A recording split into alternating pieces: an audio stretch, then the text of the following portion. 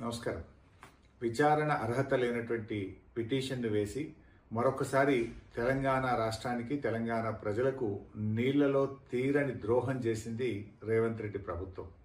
ఈరోజు సుప్రీంకోర్టులో తెలంగాణ ప్రభుత్వం వేసిన పిటిషన్ డిస్మిస్ చేయడము, తెలంగాణ రాష్ట్ర ప్రభుత్వం తిరిగి మేము సూట్ రూపంలో వస్తామని చెప్పడం అంటేనే ఇది ఇవాళ రాష్ట్ర ప్రభుత్వం యొక్క పూర్తి వైఫల్యం.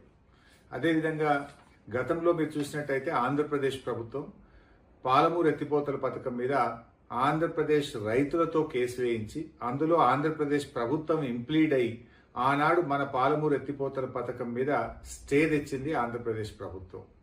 మరి మీరు పెట్టుకున్న మీ కాంగ్రెస్ ఎంపీ, మీ న్యాయవాది సింఘ్వి గారికి ఈ మాత్రం విషయం తెలియదా?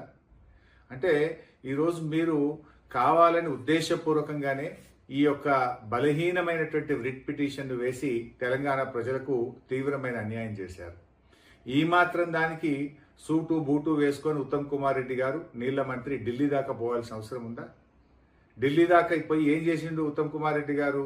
వేసిన రిట్ పిటిషన్ను విత్డ్రా చేసుకున్నారు. విత్డ్రా చేసి సూటు వేస్తాము అన్నారు. సూట్ అంటే మనకు తెలియందా? ఆ సూటు కూడా ఆంధ్రప్రదేశ్, తెలంగాణ, మహారాష్ట్ర, కర్ణాటక 4 రాష్ట్రాల మధ్య మేము సూటు వేస్తాము అంటే అది ఇప్పట్లో అయ్యేది కాదు. ఇంకా అది సంవత్సరాల తరబడి, దశాబ్దాల తరబడి పెండింగ్లో పడిపోతుంది. అంటే పరోక్షంగా గోదావరి నల్లమల్ల సాగర్ ప్రాజెక్టుకు మీరు సహకరిస్తూ ఉన్నారు.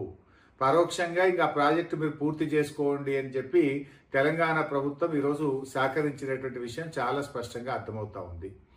ముఖ్యంగా మొదటి నుంచి కూడా అంటే మీరు రేవంత్ రెడ్డి వైఖరి చూస్తూ ఉంటే మొదటి నుంచి కూడా గోదావరి నల్లమల్ల సాగర్ విషయంలో ఈయన వైఖరి చాలా అనుమానాస్పదంగా ఉంది. అంటే ఈ సంక్రాంతి పండుగ సందర్భంగా రేవంత్ రెడ్డి గారు చంద్రబాబు నాయుడు గారికి ఇచ్చిన గిఫ్ట్, ఈ బలహీనమైనటువంటి వ్రిట్టు వేసి చంద్రబాబుకు గిఫ్ట్ ఇచ్చిండి ఎలా రేవంత్ రెడ్డి గారు, అంటే గురుదక్షిణ చెల్లించుకున్నాడు.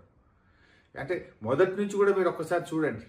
మొదటి నుంచి కూడా చూస్తే ఢిల్లీలో జరిగేటువంటి గోదావరి బనకచెర్ల మీటింగ్కు పోననుకుంటూనే మీటింగ్కు పోయిండు. ఎజెండాలో లేదంటూనే ఆ ఎజెండాలో బనకచెర్ల మీటింగ్తో ఉన్న ఎజెండాలో సంతకం కూడా పెట్టిండు. సంతకం పెట్టనే లేదు అని బుకాయించే ప్రయత్నం చేసిండు. అంతేకాకుండా నేను కమిటీ వెయ్యను అని చెప్పి కమిటీ కూడా వేసిండు. ఇలా సుప్రీంకోర్టుకు కూడా గోదావరి నల్లమల్ల సాగర్ టెండర్ పూర్తయ్యేదాకా, టెండర్ అవార్డు అయ్యేదాకా ఆలస్యం చేసి తర్వాత సుప్రీంకోర్టులో కేసు వేసిండు. ఇప్పుడు ఏమైంది? ఆ వేసిన కేసు కూడా బలహీనమైనటువంటి రిట్ వేసి దాన్ని విత్డ్రా చేసుకొని అది సూట్ వేస్తాం, వల్ల అది కర్ణాటక, మహారాష్ట్రం కూడా కలుపుతాము అంటే ఈలోపు గోదావరి నల్లమల్ల సాగర్ను పూర్తి చేసుకోండి అని పచ్చ జెండా ఊపడమే. ఇది తెలంగాణ ప్రజలకు తీరని ద్రోహం ఇలా కాంగ్రెస్ ప్రభుత్వం, రేవంత్ రెడ్డి ప్రభుత్వం చేస్తూ ఉంది.